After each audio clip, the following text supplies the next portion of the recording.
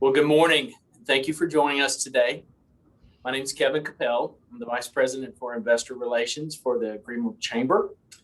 We host these Community Matters discussions the second and fourth Tuesday of each month to connect you with local and state and national leaders. You'll find past recordings as well as upcoming Community Matters schedules on our website, greenvillechamber.org. So a few housekeeping rules, so to speak. All attendees should be on mute with your cameras turned off. We do encourage and ask that you please submit questions through the chat feature during the presentation.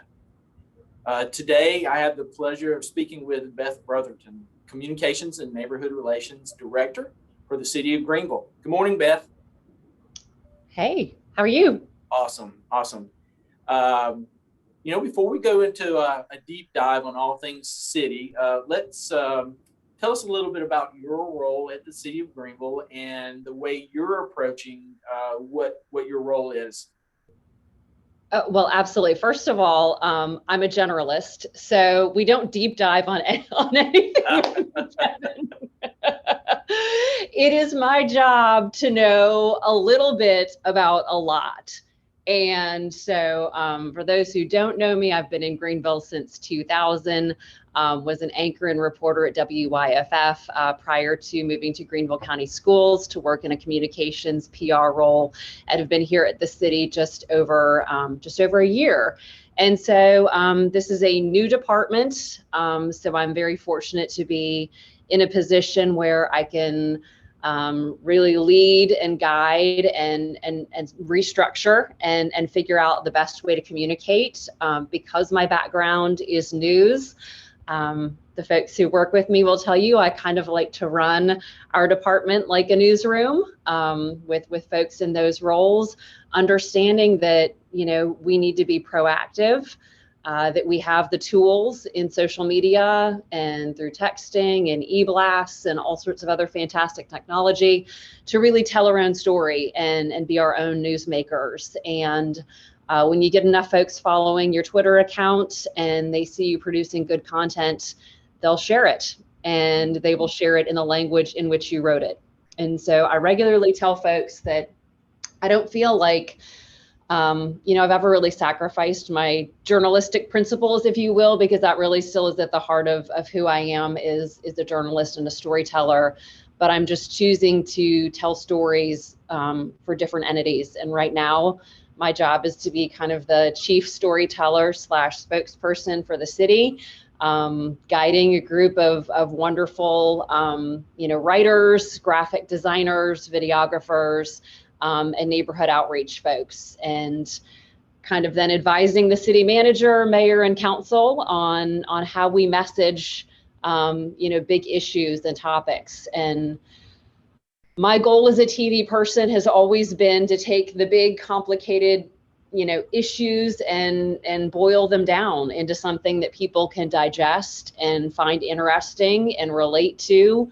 And so that's kind of been the goal of the past year, is how can we build a team that is able to take, the big stuff that may or may not be interesting to everybody, but give citizens a taste of what's really happening here in the city. Awesome. And I will say, Beth, your time spent on the news early morning got the day started for me. So greatly appreciate that time there. And so, in speaking of news and those are many years, like in many sleepless nights I cannot get back. So right. Well, speaking of the news and updating and telling the story, the City Council had a meeting yesterday, and could you share with us some news about that? Absolutely. So this was a special called meeting. I am going to share my screen and see if I can do that. Okay. Oh no, it wants to open system preferences. I should have, we should have tried this.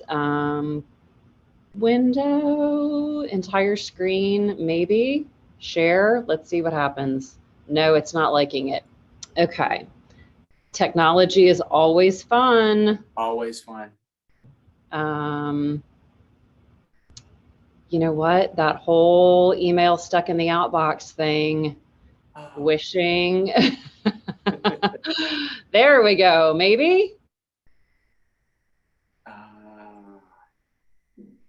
I don't know. Did I get it? Not quite. No. Darn it. Are you a host? And do you have like certain rights and all that? Yeah. Hey, Sometimes- Beth, this is Andrew. I just want to say, Hey. if you want to email me, I sent you my email in the chat.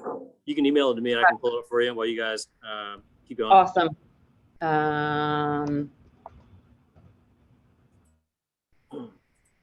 Is it Van at Greenville Chamber? That's it. That's me. Okay. You'd be surprised how many people think my name is just Avon, but it's just A and then my last name.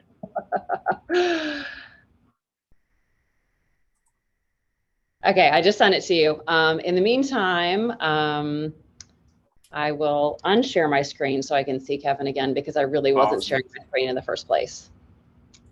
Yeah, so we had a special called meeting last night. The first item on there was to discuss the sale of City Hall, possible sale of City Hall. What we're calling it is a possible or potential relocation opportunity, I believe, is what we're talking about. And so, Andrew, when you do get my slides, if you get them, that's about halfway through, is we're talking about moving into the Bowater building, which is over at the foot of the Liberty Bridge in Falls Park. Right. And certainly, you know, what the mayor has kind of said is, you know, if you are going to move away from Main Street, there are very few places that he would have been supportive of doing that. And in his mind, you know, this is kind of a once in a generation opportunity to move into a building that is already kind of laid out in a way that would suit us well, and basically be in the center of Falls Park, which, you know, certainly I think he hopes that over his 25 years that there will be many pieces to his legacy, but a big one obviously will be Falls Park and then Unity Park. And so, you know, certainly understanding, you know, that this is something that requires some negotiation and some time. But I think the hope is knowing that City Hall, you know, is an aging building, not necessarily set up for the kind of customer service that we would like to do, understanding that we'd like to have a lot more services available on the first floor. That would be wonderful. So this is the building that we're looking at, the Bowater building. And if you can see again, the location there, Yeah, right? I apologize. I believe the email might be held up by my firewall at work. We're very protective, but I wanted to have a plan B in for you. Well, thank you. I appreciate that. And I am going to, I will just try one more time, and maybe send to Ryan and see what we can do.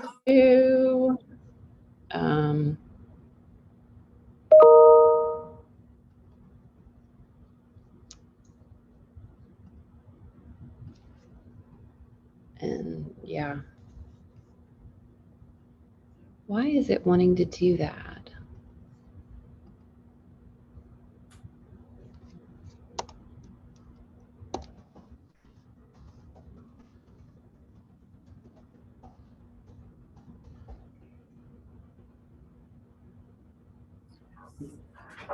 Well, okay, sorry guys. I'm just gonna.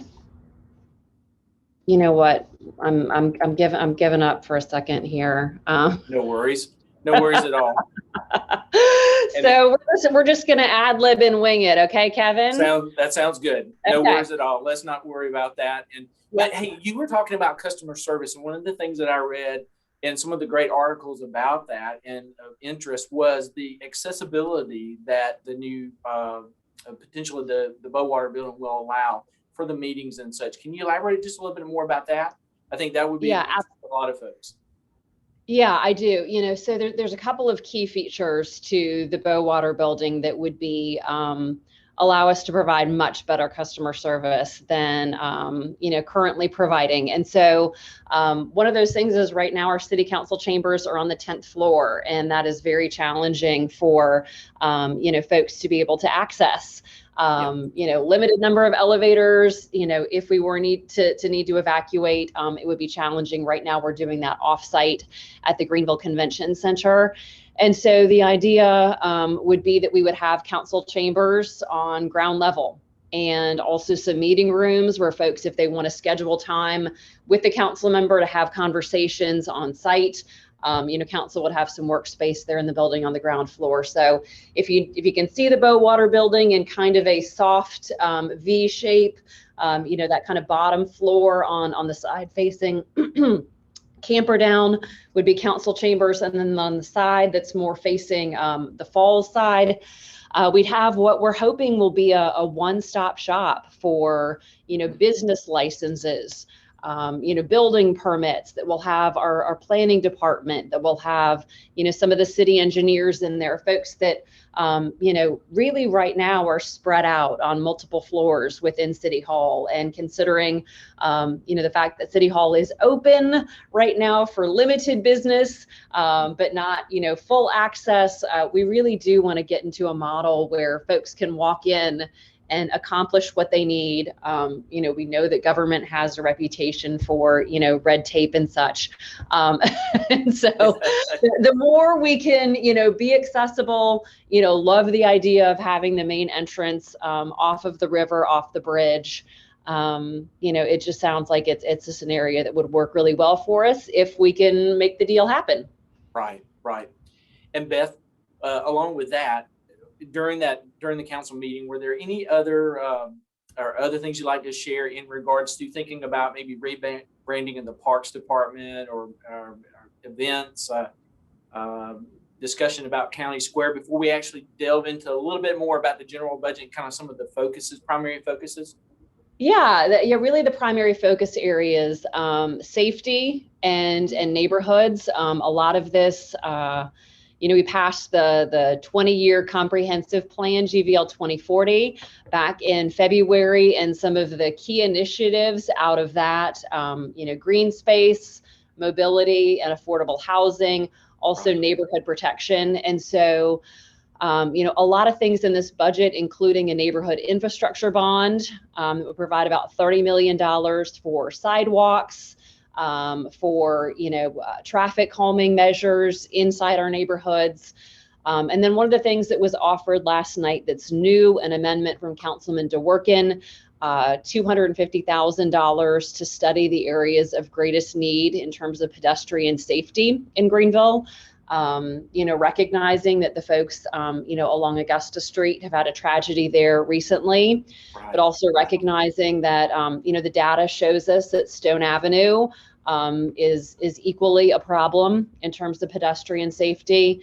The Rutherford Road area has also, had some pedestrian deaths. And so understanding that we need to devote some money to have somebody do a deep dive, who has that skill set to deep dive into, the road areas and really identify, so what are the areas of greatest risk? How do we prioritize those? And then implementing those projects as quickly as possible. Again, recognizing that, we think it's Augusta Street and Stone Avenue based on our data, but that it's important to get somebody in quickly to look at that and address it. So that was a late add or amendment, if you will, from a couple of the council members, taking some money that was already identified in our capital improvement project fund and just saying, listen, this was set aside for traffic safety, but we want to make sure that it is identified specifically for pedestrian safety. Gotcha. Again, understanding that mobility is a big piece of this 20-year plan. Whether that means, Greenville in 2040, you don't need a car to get around. We have more bike paths. More of us are walking or biking to work, whatever that may look like to you and your lifestyle. Gotcha. And so those are what you're talking about in the public safety area, and the mobility aspects are some things that are both a part of the general budget, and then two focuses on within the GVL 2040, right? Absolutely. So really GVL 2040 is kind of a guide. a blueprint, if you will, for council to make its decisions. Not only a long range plan, but something to keep them accountable, to remind them as they make decisions. Okay, what did the plan say about future growth and development? Well, the plan said that the folks in the stakeholder group would really prefer that buildings of the future in Greenville stay at the 4 to 6 story limit. The stakeholders at GVL 2040 said we would really like the development to occur in kind of pockets or nodes. And so, one of the things that we've got, happening here right now is looking at a small area plan for the West End. Our partners down there, obviously, Craig Brown, the folks at the Fleur Field, but looking at, these developments, Village of West Greenville, the West End, how do we want to develop in pockets and then make those good corridors in between? And so, that mobility piece, that development piece, using what they learned from the comprehensive plan. The other piece, Councilwoman Dow, ensuring that we are putting in money as a city and also taking money, from the county square funds that we're receiving as part of that, multi-county development piece, to put in 7 to 10 million over the next 10 years in terms of affordable housing investments, knowing that Greenville will not be the amazing place it is if our entry-level professionals can't afford to live in Greenville. And if the folks who have traditionally called Greenville home can no longer afford to live in Greenville. So how do we make sure that they're, as we build, these beautiful new, multifamily developments, can our entry-level teachers, can our starting police officers, firefighters, and nurses that work at Prisma or, Bon Secours downtown, can they afford to live within 5 to 10 miles of where they work? And if they can't, we need to invest the money to make sure that they can. Absolutely. Well, I want to take a moment just to remind those that are attending today that we do have an opportunity to please submit questions through the chat regarding some of the things that Beth is discussing now. And in looking at and going back to Beth, we talked about, so the neighborhood infrastructure and safety are focuses in the budget, along with public safety, first responders, GVL 2040, the comprehensive plan, with those focuses on our open space and affordable housing and mobility. Also, can you touch a little bit about economic development? I know there were some things that were passed along in the budget in regards to economic development initiatives. Can you expound upon that a little bit more? I can do my best. That was one of my slides, but I'm going to look up at the poster on my wall. Okay. Instead. One of the big pieces in there, obviously, we have been a partner with you folks at the Chamber with Next for a long time.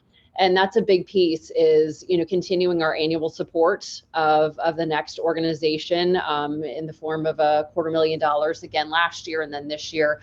Understanding that really Greenville wants to be a place that is welcoming to entrepreneurs, welcoming to startup businesses, and that this is a place that folks can come and find amazing mentors. I know that your Minority Business Accelerator is an incredible example for a lot of people of that kind of support. And so, what we've been hearing from people as they talk about why they want to locate in Greenville during a time period where, as the Wall Street Journal said, I think 2 to 3 weeks ago, Greenville is one of these breakthrough cities that, post-COVID, people are exiting, big metropolises and trying to find places that are more livable.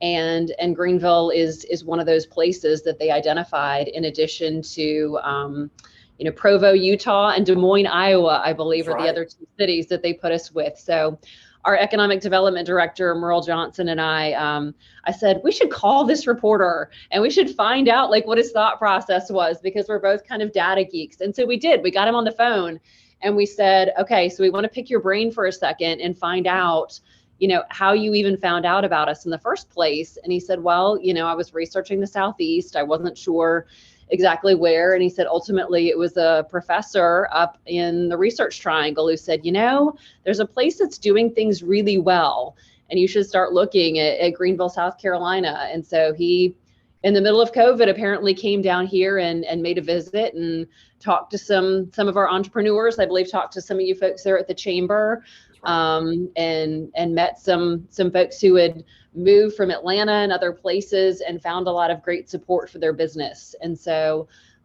continuing to be a supporter of entrepreneurs and obviously understanding that retail recruitment is still important. One of the things the mayor says all of the time is the reason that the Greenville has been successful is because of its mixed use. The fact that we have people who are able to live downtown, work downtown, and we have, tourism here. The people who live here keep downtown vibrant in the evening and on the weekends. Right. The people who work here keep it vibrant from 8 to 5. Additionally, we're excited to bring back some events. We announced on Friday that we're going to bring back, the Greenville Heritage Main Street Fridays starting on July 9th. So if you have missed live music on Main Street in Noma Square, catching, having a beer with with your coworkers to celebrate the end of the week, listen to music, hang out. The fact that we're finally at a place again where we can be like, no capacity limits, you don't have to sit in a pod. You can just come and get a drink, hang out on Main Street, listen to music. I think we're all, ready for that. And we have another announcement about a really cool event that we didn't get to have last year that we'll be making on Thursday. Okay. All right. So think about an event in the fall that you might be excited about. All right. All right. We'll be talking more about that on Thursday. Okay. Awesome. Looking forward to it. I know with our looking forward to that news. I wish you could share a little bit more. I think there's some good hints there. There's some good hints. Yeah. So fall and Greenville are I know. So think on it. Yeah. I'm thinking hard. Okay. I'm thinking hard. So yeah, we're excited. I know as things we move into getting back into or returning to work, being in our offices, and you see the vibrance of Greenville, both downtown and throughout our community, continue to the hustle and bustle grow, and it's exciting to see. Wanted to change the channel just a bit and ask a little bit about what's happening, update about with Unity Park.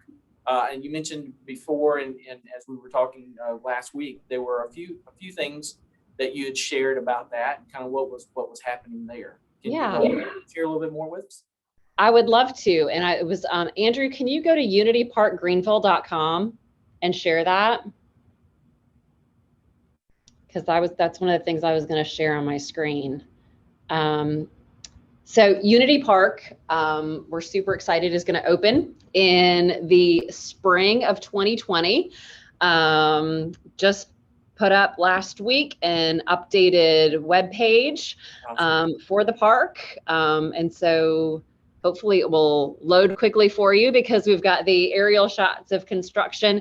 And then this is one of the pieces. So we're having the bridges built in Pickens. And the first of 3 bridges will be delivered to Greenville next week. And so we've got 3 bridges. We've got the Arrow Bridge. We've got one that is then 2 smaller pedestrian bridges that are coming in. If you want to scoot down, we've got the live webcam for folks to be able to watch construction in action. Some renderings there of the Arrow Bridge, and then scroll down to me for the to the bottom, Andrew, because I think that this this map is kind of one of the best. Yeah, thank you. Kind of concepts for what all is going in there, where it's at. Obviously, that line of businesses there is the Commons. We'll have the huge green space area, Michelin Green, finishing up the new Wellborn Street for access. But this is going to have some incredible play areas for kids, a toddler play area, the visitor center, which is one of the old warehouses down there that's currently under construction. These 3 pedestrian bridges along the river. They're finishing up the Swamp Rabbit Trail extension, which should allow the full trail through that part to reopen on July 9th. And so that'll go along with one of the pieces of one of those new bridges that's coming in next week. And so even though the bridge itself will go in, we're going to wait to open the bridge until the Swamp Rabbit Trail extension, kind of parallel trail is ready to go. Okay. But again, yeah, we are excited about the park and all that it's going to bring in the next 6 to 7 months. That's exciting. That's exciting. And I know that with everything that's happening there, it just adds to the energy that's happening along that connector, the businesses and the community and so forth. So exciting to see. I think that there's still a lot of possibilities, you know. I don't know that I remember I was a reporter in the early 2000s. Yes, I was hoping that would load because it gives you some perspective on where the park is in reference to downtown Greenville. And I think sometimes people don't recognize, not only how vast it is, but where it is in terms of perspective to the city. But no, I've told this story before. I was a reporter back when the falls were covered by the Camperdown Road Bridge. And when I moved to Greenville in 2000, a photographer at Channel 4 said, "Hey, did you know that there were waterfalls in Greenville?" And I said, "No." He said, "Well, they're covered by a road." And I said, "What do you mean they're covered by a road?" And so, he took me down there my first day on the job, and I remember the process of, a lot of the businesses there in what is now the West End, expressing some concerns about, what it would be like to tear down that 4-lane road and what would Greenville look like. And, as you interview people with concerns, and if you're a good journalist listening to both sides, you do wonder, okay, is this the right thing? And I remember being on the bridge after it was built and running into the mayor, who was, as many people who know him, he likes to walk Main Street. He likes to walk the bridge. He likes to be in the middle of things and know what's going on. I remember running into him on the bridge and saying, "Listen, I was one of those kind of pseudo-skeptical reporters who, wasn't really sure what your vision for Falls Park was. I didn't really get it. And now that it's here, I think, none of us can imagine Greenville without it. And I certainly hope 10 to 15 years from now, we'll all feel the same way about Unity Park, that we won't really remember Greenville before it existed, that it will be that kind of showpiece and provide, the same kind of growth to that section of Greenville, to the west side, that, the West End has been given an opportunity to really grow and develop as a result of Falls Park being over there, and then obviously the public-private partnership with the drive and everything that direction. So, just thrilled. Thrilled with the progress. Glad that it didn't slow down too much as a result of COVID either. Right. Here we've got a few questions, and one that's come about. One that we'll circle back around to. So a question's been asked about City Hall and that proposal and the plans for there, and said, what will happen to the current City Hall in the proposed change or sale, and is the move contingent on the sale of the current building? Yes. Okay. So I'll answer the last question first. Yes, the move is contingent on the sale of the current building, as well as potentially, another piece of city property in order for us to have the funds. Certainly also looking at, our capital improvement project budget and some things that could be reallocated from there. One of the things that we recognize is that City Hall may need up to $5+ million in maintenance for it to be a workable building for us over the next 8 years. And so the transference of that $5 million in maintenance into, renovations over at Bowater, looking at this idea of knowing that we want to build this one-stop center for permitting and business licenses. Well, if we didn't have to build that somewhere else, and we're able to put that into the new facility, that would be another cost saving. So piecing together some funds from our current CIP, looking at the sale of City Hall and potentially other parcels as part of a swap for that building. Okay. There are some, I think mixed use is the best I can say for this building. I think the understanding is,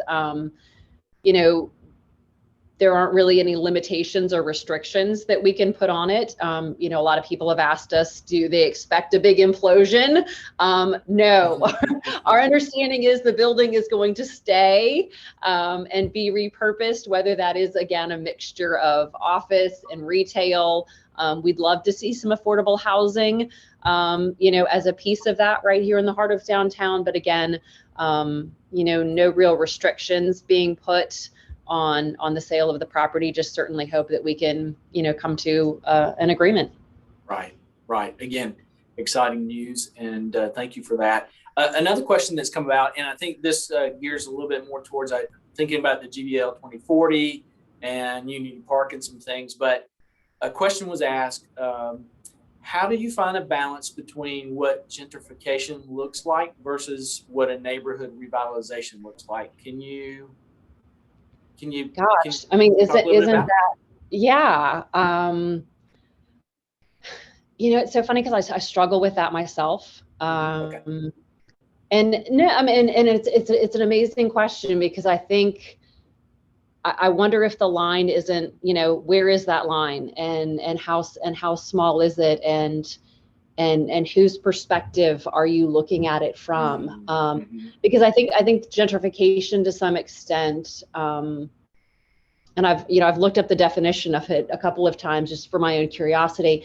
I think to some extent, does gentrification imply somebody coming in to redevelop and sell and make a profit, versus, neighborhood revitalization, where the idea is that you come in and make improvements to quality of life and, existing housing opportunities, new green space opportunities, access to trail, those sorts of things, while still making that area affordable to the people that live there.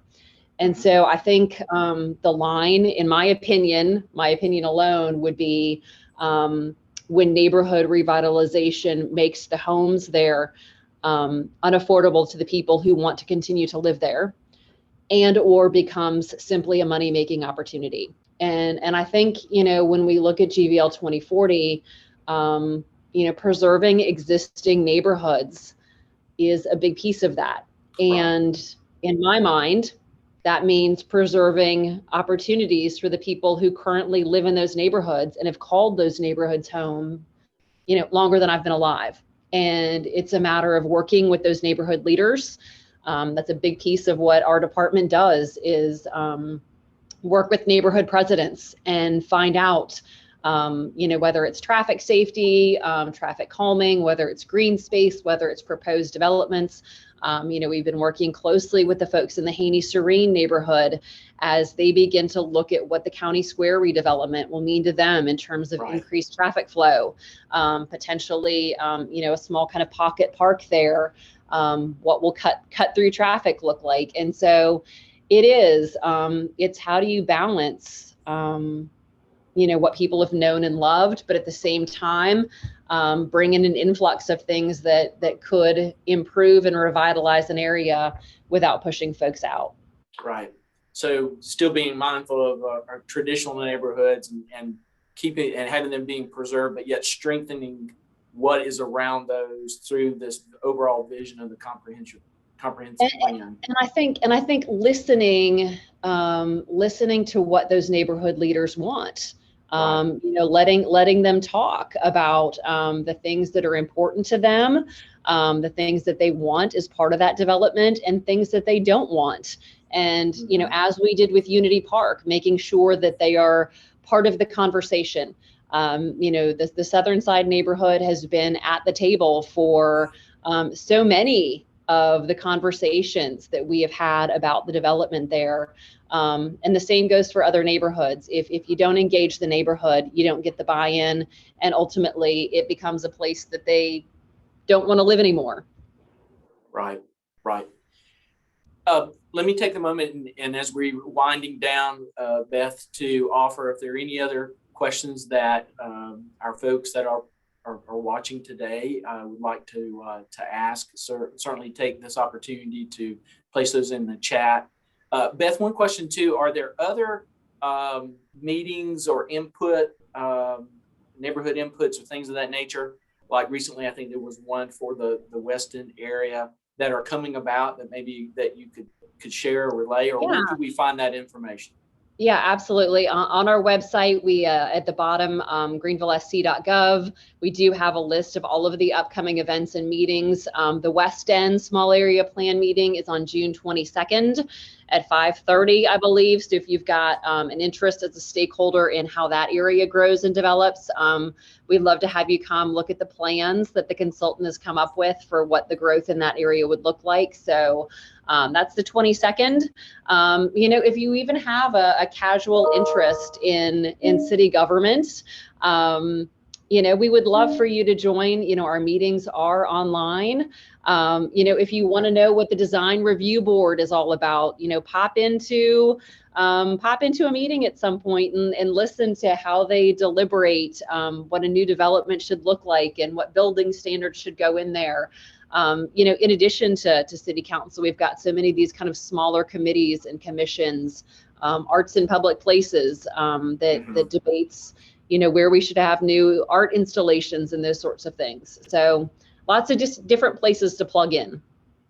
And then to the Beth question as well, is if I'm interested to dig in a little bit more into the GBL 2040, that actual information is hosted. The whole big plan is on greenvillesc.gov, and just go in the search bar and hit GBL 2040. And you can read. It is not light reading, but you just, block off some time and sit down and enjoy it. Another question, if I may, Beth, and a great question that's popped up too here as we wind down. Do you know of any local events that will be coming up that we can discuss with community members about free mental health education opportunities? Are you aware of that? I am not. I know that we're offering COVID vaccines at the Saturday market for the next couple of months. That's a partnership with Prisma, but I don't. But if you want to send me the name of who's asking, we can try to figure it out. Absolutely. We'll certainly can kind of pass that along. Also, another question, and this comes from, and I'll just call it out, one of our staff members that's in attendance today. She asks, if we guess what the event in the fall is coming back, can you confirm or deny? No, because it's not my announcement to make. Okay, so just so that I ask that question, and that staff member will not say you don't read the chat. You have asked. This is what I tell people all the time. You have asked the question. You have done as much as you can do. Yep. Awesome. Well, if we don't ask, we don't know. So we wanted to give that a shot. Thank you for that. Well, Beth, I want to thank you so much for taking your time today and spending it with us and sharing a little bit more about what is happening, what's going on, and providing some resources where those that are in attendance and those that are out and about can go to learn more. All the exciting things that are happening. You will find a lot both on the city website, and information you will find also on the chamber website, as well as we provide information for our business community and leaders as well. Because we do know that. The other thing I'd like to plug before I go is one of the things that was really important to me was to add a reporter position.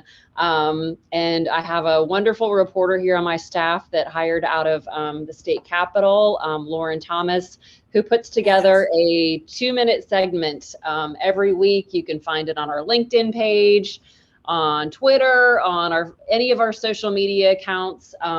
It's 2.5 minutes every week that posts a Saturday morning that gives you a wrap up of the major things that we've done to accomplish council priorities in terms of neighborhoods, affordable housing, economic development, mobility, public safety, and then the open spaces. And so it's 2.5 minutes that I really think is beneficial to help people feel informed.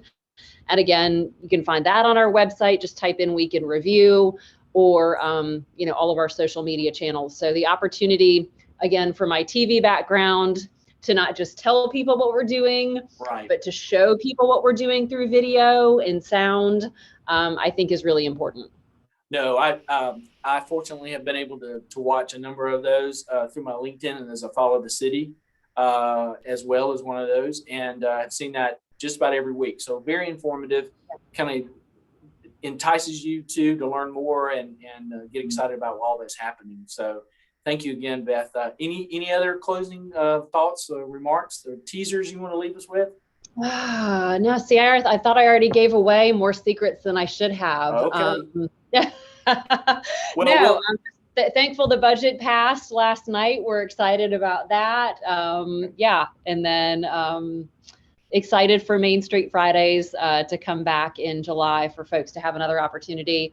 Of course, our sound check still happening on Wednesdays for folks to enjoy live music at the Peace Center. And so just happy to be able to gather with folks again and find ways to socialize safely. Absolutely. Absolutely. Well, again, thank you, Beth. And thank you for all of those who are attending. A recording will be shared on our Greenville Chamber's website and sent to attendees along with a survey. This survey is important in creating content for future community matters, so please share your feedback with us. And don't forget that this is part of an ongoing series. So on Tuesday, June 22nd, we'll be discussing the burnout crisis in today's workplace. So causes, impact, and prevention with guest speaker Robin Knox. So let's all do our part to take care of our community. And I hope everyone has a great week, and we'll see you next time. Thanks.